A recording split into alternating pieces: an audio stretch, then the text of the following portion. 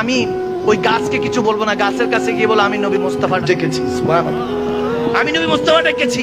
গাছের কাছে গেল আমার শেখ জাহান শাহ মাদানী যখন এই হাদিসটা পড়াচ্ছিলেন বলতেছে এখানের মধ্যে গাছ একবার এদিকে হেলান দিছে, আরেকবার এদিকে, তারপর সামনে আরেকবার পিছনে, এরকম করে গাছের কাছে যখন বলতে দেরি নেই, তাও সে কিন্তু বলে না যে আমার নবী ডেকেছে, মুহাম্মদ আরবি সাল্লাল্লাহু আলাইহি সাল্লাম আমার দয়াল নবী ডেকেছে, না, বলে ওই জাদুকর ডেকেছে, নাউজুবিল্লাহ। সে এভাবে গিয়ে বলেছিল, কিন্তু সে সাথে সাথে গাছ তো চিনে কে ডেকেছে, ঠিক কিনা, ঠিক কিনা? আরে মানুষ চিনে নাই তো কি হচ্ছে, বনের পশু পাখি আমার নবীকে ঠিকই চিনেছে, ঠিক কিনা বলে? যখন এরকম গাছকে বললো, গাছ এদিক সেদিক দোলা দিয়ে হাঁটা শুরু করলো।